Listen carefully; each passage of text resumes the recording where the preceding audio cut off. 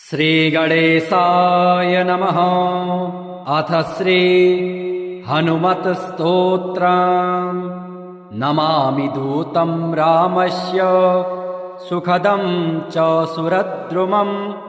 पीनवृत्तमहाबाहुं सर्वशत्रुनिबर्हणम्। नानारत्नसमायुक्त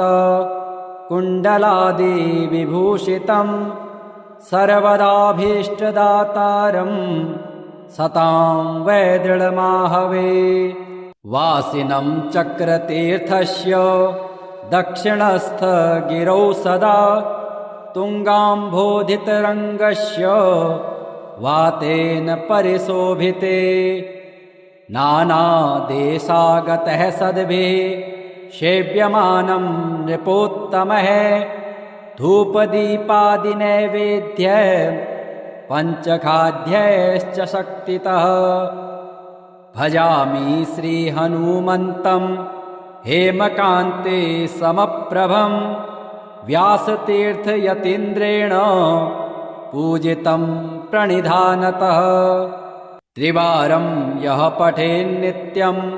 स्तोत्रं भक्त्या द्विजोत्तमः वाञ्छितं लभतेऽभीष्टं षड्मासाभ्यन्तरे खलु। पुत्रार्थे लभते पुत्रं यशोऽर्थे लभते यशः विद्यार्थे लभते विद्यां धनार्थे लभते धनम्।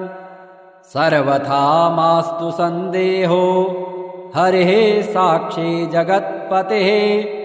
यः करोति यत्र सन्देहं स याति निरयं ध्रुवम्। श्री हनुमते नमः। अथ श्री हनुमत् पंचरत्नस्तोत्रम्। सं सिद्धनाथं प्रणमति चरणं वायुपुत्रं च रौद्रं वं वं वं विश्वरूपं ह हसितं गर्जितं मेघछत्रम्। तं त्रैलोक्यनाथं तपति दिनकरं तं त्रिनेत्रस्वरूपं कं कन्दर्पवश्यं कमलमनहरं शाकिनीकालरूपं। रं रामदूतं रणगजदमितं रावणच्छेददक्षं बं बालरूपं नतगिरिचरणं कम्पितं सूर्यबिम्बं। मं मन्त्रसिद्धिं कपिकुलतिलकं मर्दनं साकिनीनां हुंकारबीजं हनति हनुमन्तं हन्यते शत्रुसैन्यं। दं दीर्घरूपं धरकरशिखरं पातितं मेघनादं ॐ उच्चाटितं वै सकलभूतलं योगिनीवृन्दरूपं। छं क्षिप्रवेगं क्रमति च जलधिं ज्वालितं रक्षदुर्गं। क्षेमतत्त्वं धनुरुहकुलं मुच्यते बिम्बकारं। कं कालदुष्टं जलनिधितरणं राक्षसानां विनाशे दक्षं श्रेष्ठं कवीनां त्रिभुवनचरतां प्राणिनां प्राणरूपं। राम ह्रासतत्त्वं त्रिभुवनचरितं दैवतं सर्वभूते देवानां च त्रयाणां फणिभुवनधरं व्यापकं वायुरूपं। त्वं वेदतत्त्वं बहुरिचयजुषं शामचाथर्वरूपं। कं कन्दने त्वं ननु कमलतले राक्षसान् रौद्ररूपान्। खं खड्गहस्तं झटिति भुवितले तोटितं नागपाशं। ॐ ओङ्काररूपं त्रिभुवनपठितं वेदमन्त्राधिमन्त्रम्। संग्रामे शत्रुमध्ये जलनिधितरणे व्याघ्रसिंहे च सर्पे राजद्वारे च मार्गे गिरिगुहविवरे चोषरे कन्दरे वा भूतप्रेतादियुक्ते ग्रहगणविषये शाकिनी डाकिनीनां देशे विस्फोटकानां ज्वरवमनशिरः पीडने नाशकस्त्वम्। नमामि दूतं रामस्य सुखदं च सुरद्रुमं पीनवृत्तमहाबाहुं सर्वशत्रुनिबर्हणम्। नानारत्नसमायुक्त कुण्डलादिविभूषितं सर्वदाभीष्टदातारं सतां वै दृढमाहवे वासिनं चक्रतीर्थस्य दक्षिणस्थ गिरौ सदा तुङ्गाम्भोधितरङ्गस्य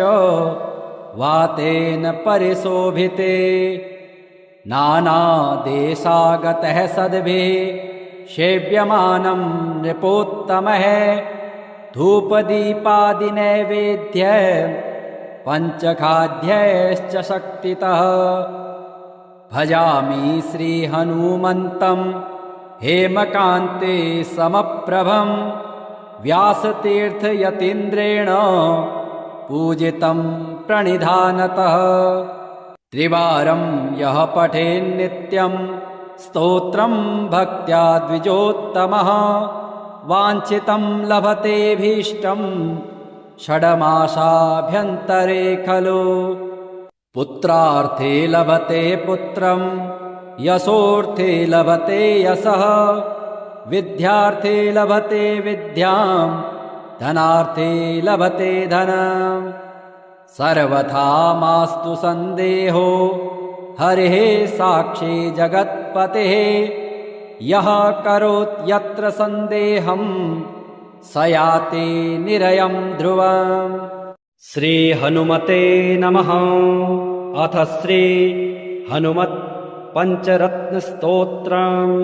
सं सिद्धनाथं प्रणमति चरणं वायुपुत्रं च रौद्रं वं वं वं विश्वरूपं ह ह ह ह हसितं गर्जितं मेघछत्रं तं तं त्रैलोक्यनाथं तपति दिनकरं तं त्रिनेत्रस्वरूपं कं कं कन्दर्पवश्यं कमलमनहरं शाकिनीकालरूपं रं रं रं रामदूतं रणगजदमितं रावणच्छेददक्षं बं बं बं बालरूपं नतगिरिचरणं कम्पितं सूर्यबिम्बं मं मं मं मन्त्रसिद्धिं कपिकुलतिलकं मर्दनं साकिनीनां हुं हुं हुंकारबीजं हनति हनुमन्तं हन्यते शत्रुसैन्यं दं दं दं दीर्घरूपं धरकरशिखरं पातितं मेघनादं ॐ ॐ उच्चाटितं वै सकलभूतलं योगिनीवृन्दरूपं छं छं छं क्षिप्रवेगं क्रमति च जलधिं ज्वालितं रक्षदुर्गं क्षेम क्षेम क्षेम क्षेमतत्त्वं धनुरुहकुलं मुच्यते बिम्बकारं कं कं कं कालदुष्टं जलनिधितरणं राक्षसानां विनाशे दक्षं श्रेष्ठं कवीनां त्रिभुवनचरतां प्राणिनां प्राणरूपं राम राम राम ह्रासतत्त्वं त्रिभुवनचरितं दैवतं सर्वभूते देवानां च त्रयाणां फणिभुवनधरं व्यापकं वायुरूपं त्वं त्वं त्वं वेदतत्त्वं बहुरिचयजुषं श्यामचाथर्वरूपं कं कं कं कन्दने त्वं ननु कमलतले राक्षसान् रौद्ररूपान् खं खं खं खड्गहस्तं झटिति भुवितले तोटितं नागपाशं ॐ ॐ ओङ्काररूपं त्रिभुवनपठितं वेदमन्त्राधिमन्त्रं संग्रामे शत्रुमध्ये जलनिधितरणे व्याघ्रसिंहे च सर्पे राजद्वारे च मार्गे गिरिगुहविवरे चोषरे कन्दरे वा भूतप्रेतादियुक्ते ग्रहगणविषये शाकिनी डाकिनीनां देशे विस्फोटकानां ज्वरवमनशिरः पीडने नाशकस्त्वं नमामि दूतं रामस्य सुखदं च सुरद्रुमं पीनवृत्तमहाबाहुं सर्वशत्रुनिबर्हणम् नानारत्नसमायुक्त कुण्डलादिविभूषितं सर्वदाभीष्टदातारं सतां वै दृढमाहवे वासिनं चक्रतीर्थस्य दक्षिणस्थ गिरौ सदा तुङ्गाम्भोधितरङ्गस्य वातेन परिशोभिते नानादेशागतः सद्भिः सेव्यमानं नृपोत्तमः धूपदीपादिनैवेद्य पञ्चखाद्यैश्च शक्तितः भजामि श्रीहनुमन्तं हेमकान्ते समप्रभं व्यासतीर्थयतीन्द्रेण पूजितं प्रणिधानतः त्रिवारं यः पठेन्नित्यं स्तोत्रं भक्त्या द्विजोत्तमः वाञ्छितं लभतेऽभीष्टं षड्मासाभ्यन्तरे खलु पुत्रार्थे लभते पुत्रं यशोर्थे लभते यशः विद्यार्थे लभते विद्यां धनार्थे लभते धनं सर्वथा मास्तु सन्देहो हरिः साक्षी जगत्पतेः यः करोत् यत्र सन्देहं स याति निरयं ध्रुवम्। श्री हनुमते नमः। अथ श्री हनुमत् पंचरत्नस्तोत्रम्। सं सिद्धनाथं प्रणमति चरणं वायुपुत्रं च रौद्रं वं वं वं विश्वरूपं ह ह ह ह हसितं गर्जितं मेघछत्रम् तं त्रैलोक्यनाथं तपति दिनकरं तं त्रिनेत्रस्वरूपं कं कन्दर्पवश्यं कमलमनहरं शाकिनीकालरूपं रं रं रं रामदूतं रणगजदमितं रावणच्छेददक्षं बं बं बं बालरूपं नतगिरिचरणं कम्पितं सूर्यबिम्बं मं मं मं मन्त्रसिद्धिं कपिकुलतिलकं मर्दनं साकिनीनां हुं हुं हुंकारबीजं हनति हनुमन्तं हन्यते शत्रुसैन्यं दं दं दं दीर्घरूपं धरकरशिखरं पातितं मेघनादं ॐ ॐ उच्चाटितं वै सकलभूतलं योगिनीवृन्दरूपं छं छं छं क्षिप्रवेगं क्रमति च जलधिं ज्वालितं रक्षदुर्गं क्षेम क्षेम क्षेम क्षेमतत्त्वं धनुरुहकुलं मुच्यते बिम्बकारं कं कं कालदुष्टं जलनिधितरणं राक्षसानां विनाशे दक्षं श्रेष्ठं कवीनां त्रिभुवनचरतां प्राणिनां प्राणरूपं राम राम राम ह्रासतत्त्वं त्रिभुवनचरितं दैवतं सर्वभूते देवानां च त्रयाणां फणिभुवनधरं व्यापकं वायुरूपं त्वं वेदतत्त्वं बहुरिचयजुषं शामचाथर्वरूपं कं कन्दने त्वं ननु कमलतले राक्षसान् रौद्ररूपान् खं खड्गहस्तं झटिति भुवितले तोटितं नागपाशं ॐ ओङ्काररूपं त्रिभुवनपठितं वेदमन्त्राधिमन्त्रं संग्रामे शत्रुमध्ये जलनिधितरणे व्याघ्रसिंहे च सर्पे राजद्वारे च मार्गे गिरिगुहविवरे चोषरे कन्दरे वा भूतप्रेतादियुक्ते ग्रहगणविषये शाकिनी डाकिनीनां देशे विस्फोटकानां ज्वरवमनशिरः पीडने नाशकस्त्वम् नमामि दूतं रामस्य सुखदं च सुरद्रुमं पीनवृत्तमहाबाहुं सर्वशत्रुनिबर्हणं नानारत्नसमायुक्त कुण्डलादिविभूषितं सर्वदाभीष्टदातारं सतां वै दृढमाहवे वासिनं चक्रतीर्थस्य दक्षिणस्थगिरौ सदा तुङ्गाम्भोधितरङ्गस्य वातेन परिशोभिते नानादेशागतः सद्भिः सेव्यमानं नृपोत्तमः धूपदीपादिनैवेद्य पञ्चखाद्यैश्च शक्तितः भजामि श्रीहनुमन्तं हेमकान्ते समप्रभं व्यासतीर्थयतीन्द्रेण पूजितं प्रणिधानतः त्रिवारं यः पठेन्नित्यं स्तोत्रं भक्त्या द्विजोत्तमः वाञ्छितं लभतेऽभीष्टं षड्मासाभ्यन्तरे खलु। पुत्रार्थे लभते पुत्रं यशोऽर्थे लभते यशः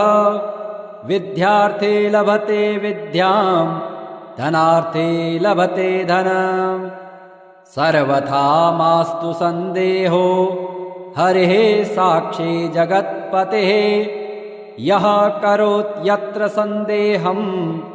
स याति निरयं ध्रुवम्। श्री हनुमते नमः। अथ श्री हनुमत् पंचरत्नस्तोत्रम्। सं सिद्धनाथं प्रणमति चरणं वायुपुत्रं च रौद्रं वं वं वं विश्वरूपं ह ह ह ह हसितं गर्जितं मेघछत्रं तं त्रैलोक्यनाथं तपति दिनकरं तं त्रिनेत्रस्वरूपं कं कन्दर्पवश्यं कमलमनहरं शाकिनीकालरूपं रं रं रं रामदूतं रणगजदमितं रावणच्छेददक्षं बं बं बं बालरूपं नतगिरिचरणं कम्पितं सूर्यबिम्बं मं मं मं मन्त्रसिद्धिं कपिकुलतिलकं मर्दनं साकिनीनां हुं हुं हुंकारबीजं हनति हनुमन्तं हन्यते शत्रुसैन्यं दं दं दं दीर्घरूपं धरकरशिखरं पातितं मेघनादं ॐ ॐ उच्चाटितं वै सकलभूतलं योगिनीवृन्दरूपं छं छं छं क्षिप्रवेगं क्रमति च जलधिं ज्वालितं रक्षदुर्गं क्षें क्षें क्षें क्षेमतत्त्वं धनुरुहकुलं मुच्यते बिम्बकारं कं कं कं कालदुष्टं जलनिधितरणं राक्षसानां विनाशे दक्षं श्रेष्ठं कवीनां त्रिभुवनचरतां प्राणिनां प्राणरूपं राम राम राम ह्रासतत्त्वं त्रिभुवनचरितं दैवतं सर्वभूते देवानां च त्रयाणां फणिभुवनधरं व्यापकं वायुरूपं त्वं त्वं त्वं वेदतत्त्वं बहुऋचयजुषं शामचाथर्वरूपं कं कं कं कन्दने त्वं ननु कमलतले राक्षसान् रौद्ररूपान् खं खं खं खड्गहस्तं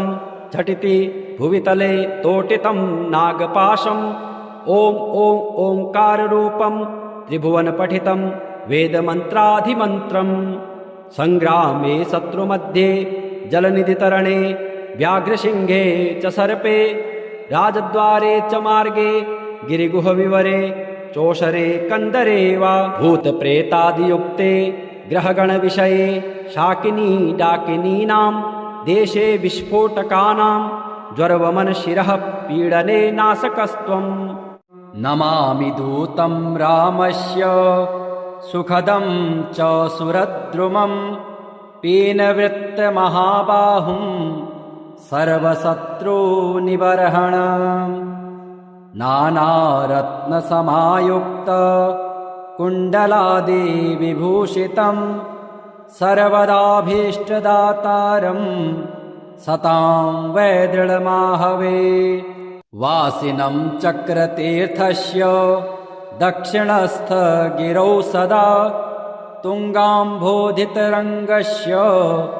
वातेन परिशोभिते नानादेशागतः सद्भिः सेव्यमानं नृपोत्तमः धूपदीपादिनैवेद्य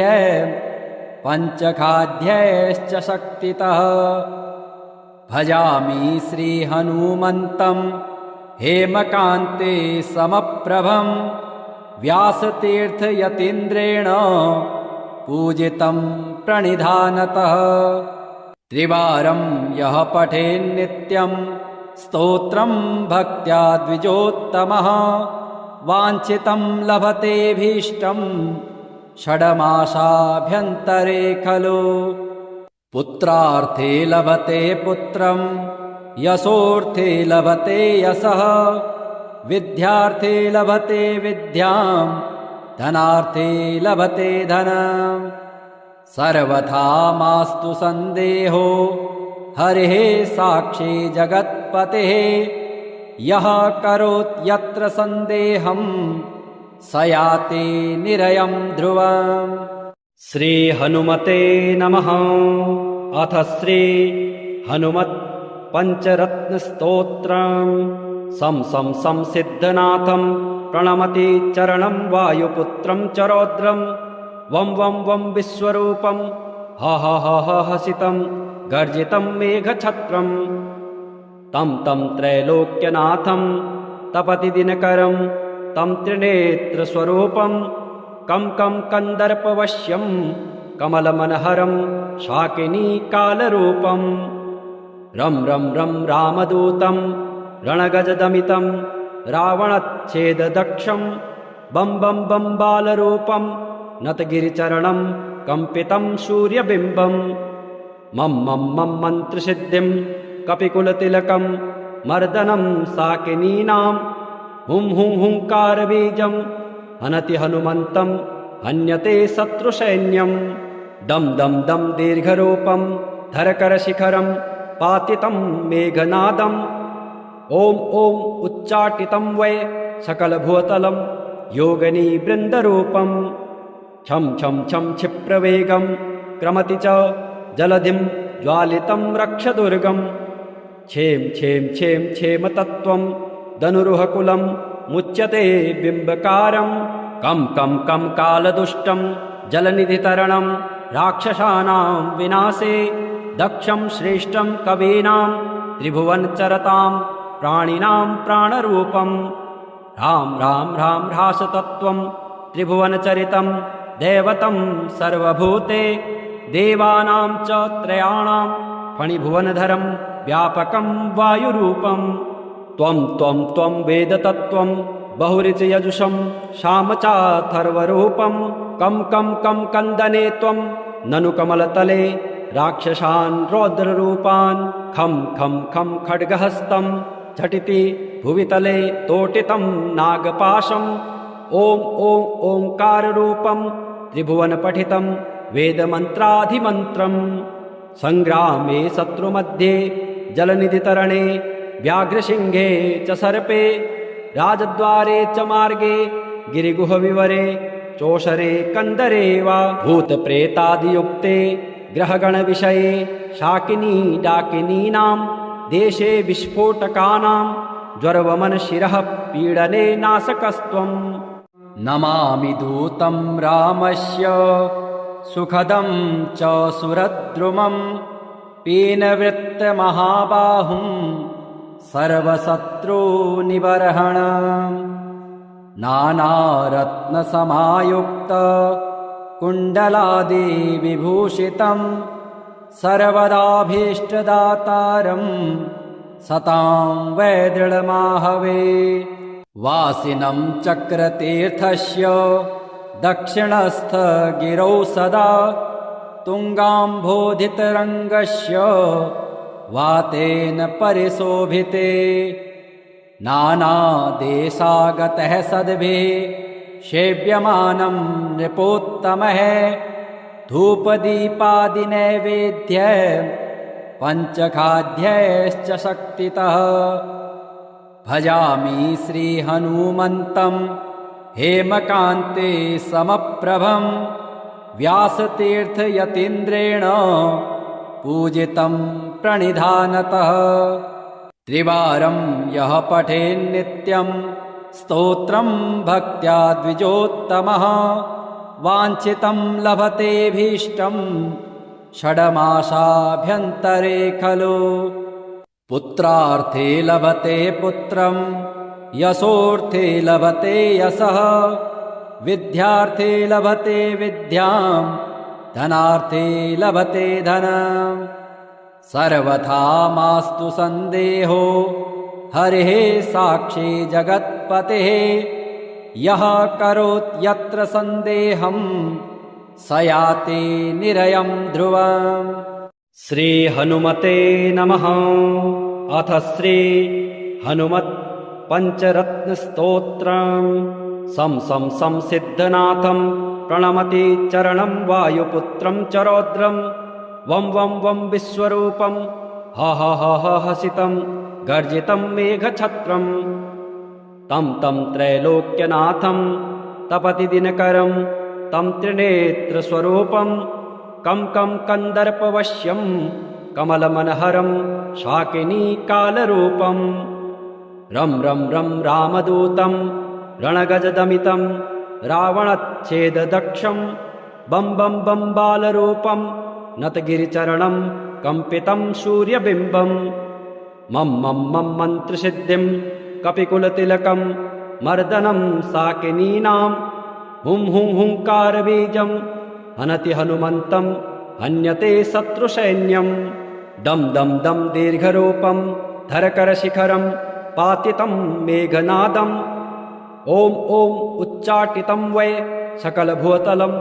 योगिनीवृन्दरूपं छं छं छं क्षिप्रवेगं क्रमति च जलधिं ज्वालितं रक्षदुर्गं क्षेम क्षेम क्षेम क्षेमतत्त्वं धनुरुहकुलं मुच्यते बिम्बकारं कं कं कं कालदुष्टं जलनिधितरणं राक्षसानां विनाशे दक्षं श्रेष्ठं कवीनां त्रिभुवनचरतां प्राणिनां प्राणरूपं राम राम राम ह्रासतत्त्वं त्रिभुवनचरितं दैवतं सर्वभूते देवानां च त्रयाणां फणिभुवनधरं व्यापकं वायुरूपं त्वं त्वं त्वं वेदतत्त्वं बहुरिचयजुषं श्यामचाथर्वरूपं कं कं कं कन्दने त्वं ननु कमलतले राक्षसान् रौद्ररूपान् खं खं खं खड्गहस्तं झटिति भुवितले तोटितं नागपाशम् ॐ ॐ ओङ्काररूपं त्रिभुवनपठितं वेदमन्त्राधिमन्त्रम् सङ्ग्रामे शत्रुमध्ये जलनिधितरणे व्याघ्रसिंहे च सर्पे राजद्वारे च मार्गे गिरिगुहविवरे चोषरे कन्दरे वा भूतप्रेतादियुक्ते ग्रहगणविषये शाकिनी डाकिनीनां देशे विस्फोटकानां ज्वरवमनशिरः पीडने नाशकस्त्वं नमामि दूतं रामस्य सुखदं च सुरद्रुमं पीनवृत्तमहाबाहुं सर्वशत्रुनिबर्हणं नानारत्नसमायुक्त कुण्डलादिविभूषितं सर्वदाभीष्टदातारं सतां वैदृढमाहवे वासिनं चक्रतीर्थस्य दक्षिणस्थगिरौ सदा तुङ्गाम्भोधितरङ्गस्य वातेन परिशोभिते नानादेशागतः सद्भिः सेव्यमानं नृपोत्तमः धूपदीपादिनैवेद्य पञ्चखाद्यैश्च शक्तितः भजामि श्रीहनुमन्तं हेमकान्ते समप्रभं व्यासतीर्थयतीन्द्रेण पूजितं प्रणिधानतः त्रिवारं यः पठेन्नित्यं स्तोत्रं भक्त्या द्विजोत्तमः वाञ्छितं लभतेऽभीष्टं षड्मासाभ्यन्तरे खलु पुत्रार्थे लभते पुत्रं यशोऽर्थे लभते यशः विद्यार्थे लभते विद्यां धनार्थे लभते धनं सर्वथा मास्तु सन्देहो हरिः साक्षी जगत्पतेः यः करोत्यत्र सन्देहं स याति निरयं ध्रुवम् श्री हनुमते नमः। अथ श्री हनुमत् पंचरत्नस्तोत्रम् सं सं सं सिद्धनाथं प्रणमति चरणं वायुपुत्रं च रौद्रं वं वं वं विश्वरूपं ह ह ह ह हसितं गर्जितं मेघछत्रम् तं तं त्रैलोक्यनाथं तपति दिनकरं तं त्रिनेत्रस्वरूपं कं कं कन्दर्पवश्यं कमलमनहरं शाकिनीकालरूपं रं रं रं रामदूतं रणगजदमितं रावणच्छेददक्षं बं बं बं बालरूपं नतगिरिचरणं कम्पितं सूर्यबिम्बं मं मं मं मन्त्रसिद्धिं कपिकुलतिलकं मर्दनं साकिनीनां हुं हुं हुंकारबीजं हनति हनुमन्तं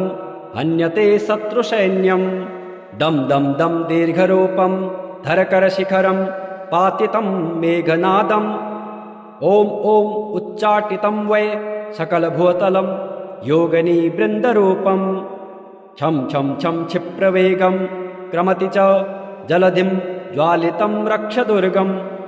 क्षेम क्षेम क्षेम क्षेमतत्त्वं धनुरुहकुलं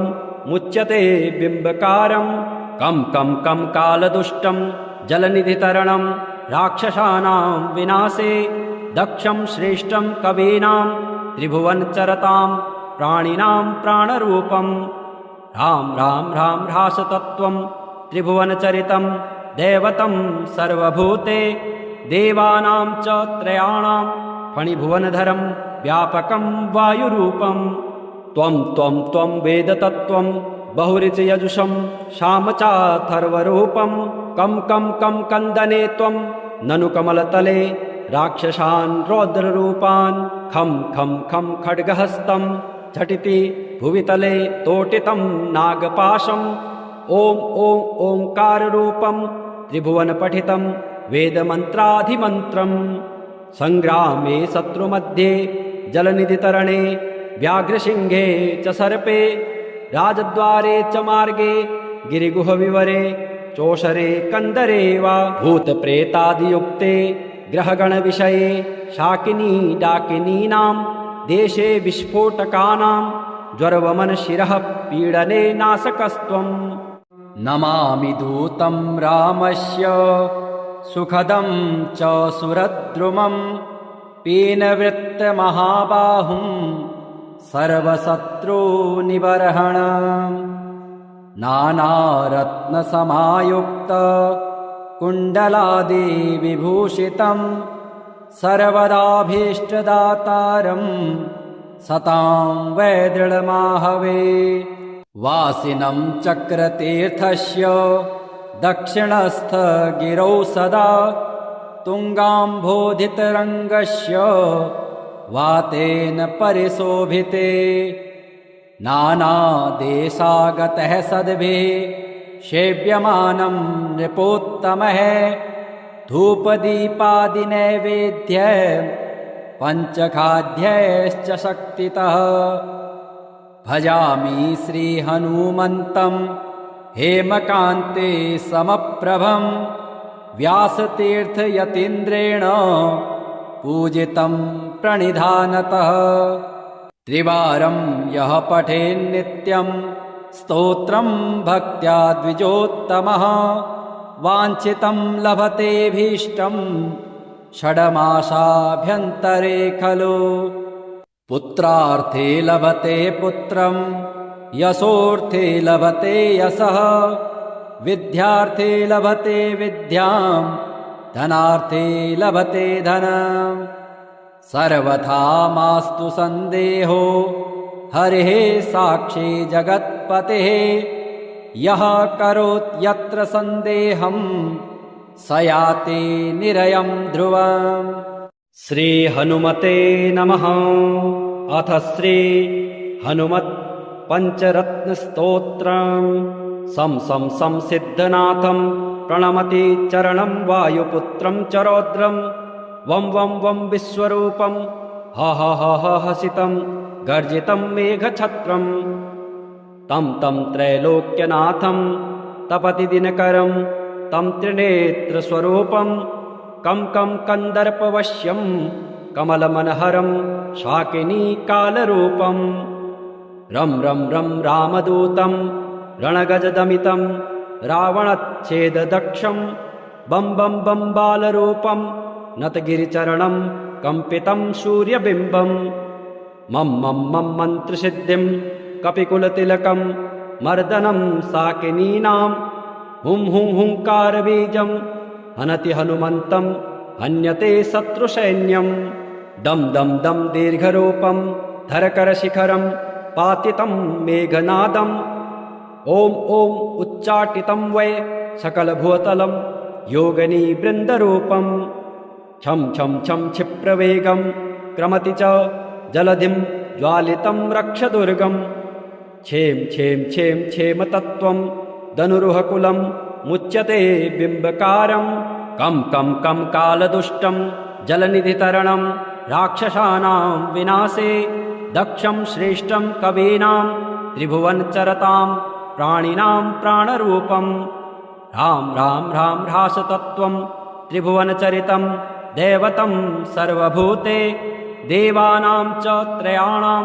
फणिभुवनधरं व्यापकं वायुरूपम् त्वं त्वं त्वं वेदतत्त्वं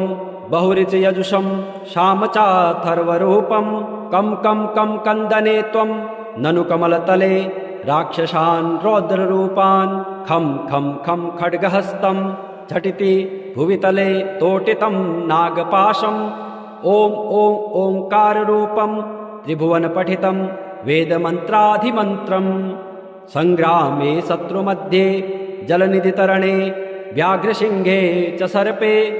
राजद्वारे च मार्गे गिरिगुहविवरे चोषरे कन्दरे वा भूतप्रेतादियुक्ते ग्रहगणविषये शाकिनी डाकिनीनां देशे विस्फोटकानां ज्वरवमनशिरः पीडने नाशकस्त्वम् नमामि दूतं रामस्य सुखदं च सुरद्रुमं पीनवृत्तमहाबाहुं सर्वशत्रुनिबर्हणम् नानारत्नसमायुक्त कुण्डलादिविभूषितं सर्वदाभीष्टदातारं सतां वै दृढमाहवे वासिनं चक्रतीर्थस्य दक्षिणस्थगिरौ सदा तुङ्गाम्भोधितरङ्गस्य वातेन परिशोभिते नानादेशागतः सद्भिः सेव्यमानं नृपोत्तमः धूपदीपादिनैवेद्य पञ्चखाद्यैश्च शक्तितः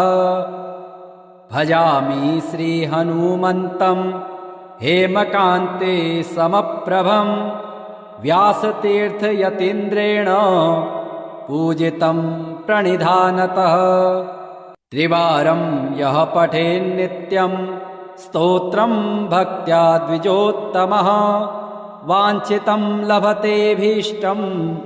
षड्मासाभ्यन्तरे खलु पुत्रार्थे लभते पुत्रं यशोऽर्थे लभते यशः विद्यार्थे लभते विद्यां धनार्थे लभते धनम् सर्वथा मास्तु सन्देहो हरिः साक्षी जगत्पतेः यः करोत्यत्र सन्देहं स याति निरयं ध्रुवम् श्रीहनुमते नमः। अथ श्री हनुमत् पञ्चरत्नस्तोत्रम् सं सं सं सिद्धनाथं प्रणमति चरणं वायुपुत्रं च रौद्रं वं वं वं विश्वरूपं ह ह ह ह हसितं गर्जितं मेघछत्रम् तं तं त्रैलोक्यनाथं तपति दिनकरं तं त्रिनेत्रस्वरूपं कं कं कन्दर्पवश्यं कमलमनहरं शाकिनीकालरूपं रं रं रं रामदूतं रणगजदमितं रावणच्छेददक्षं बं बं बं बालरूपं नतगिरिचरणं कम्पितं सूर्यबिम्बं मं मं मं मन्त्रसिद्धिं कपिकुलतिलकं मर्दनं साकिनीनां हुं हुं हुङ्कारबीजं हनति हनुमन्तं हन्यते शत्रुसैन्यं दं दं दं दीर्घरूपं धरकरशिखरं पातितं मेघनादम् ॐ ॐ उच्चाटितं वै सकलभूतलं योगिनीवृन्दरूपं छं छं छं क्षिप्रवेगं क्रमति च जलधिं ज्वालितं रक्षदुर्गम् क्षेम क्षेम क्षेम क्षेमतत्त्वं धनुरुहकुलं मुच्यते बिम्बकारम् कं कं कं कालदुष्टं जलनिधितरणं राक्षसानां विनाशे दक्षं श्रेष्ठं कवीनां त्रिभुवनचरतां प्राणिनां प्राणरूपं राम राम राम ह्रासतत्त्वं त्रिभुवनचरितं दैवतं सर्वभूते देवानां च त्रयाणां फणिभुवनधरं व्यापकं वायुरूपं त्वं त्वं त्वं वेदतत्त्वं बहुरिचयजुषं शामचाथर्वरूपं कं कं कं कन्दने त्वं ननु कमलतले राक्षसान् रौद्ररूपान् खं खं खं खड्गहस्तं झटिति भुवितले तोटितं नागपाशं ॐ ॐ ओङ्काररूपं त्रिभुवनपठितं वेदमन्त्राधिमन्त्रं सङ्ग्रामे शत्रुमध्ये जलनिधितरणे व्याघ्रसिंहे च सर्पे राजद्वारे च मार्गे गिरिगुहविवरे चोषरे कन्दरे वा भूतप्रेतादियुक्ते ग्रहगणविषये शाकिनी डाकिनीनां देशे विस्फोटकानां ज्वरवमनशिरः पीडने नाशकस्त्वं नमामि दूतं रामस्य सुखदं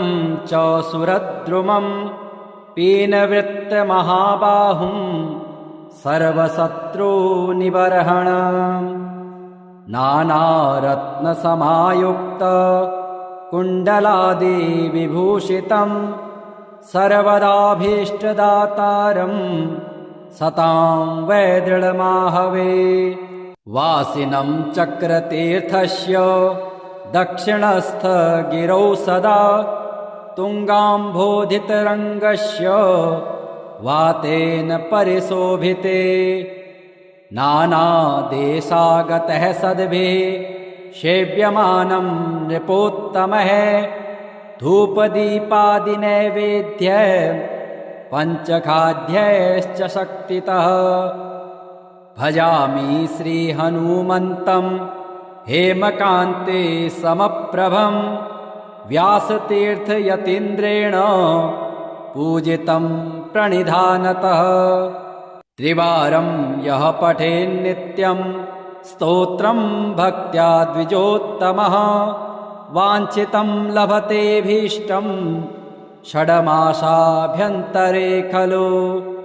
पुत्रार्थे लभते पुत्रं यशोऽर्थे लभते यशः विद्यार्थे लभते विद्यां धनार्थे लभते धनं सर्वथा मास्तु सन्देहो हरिः साक्षी जगत्पतेः यः करोत्यत्र सन्देहं स याति निरयं ध्रुवम् श्रीहनुमते नमः। अथ श्री हनुमत् पञ्चरत्नस्तोत्रम् सं सं सं सिद्धनाथं प्रणमति चरणं वायुपुत्रं च रौद्रं वं वं वं विश्वरूपं ह ह ह ह हसितं गर्जितं मेघछत्रं तं तं त्रैलोक्यनाथं तपति दिनकरं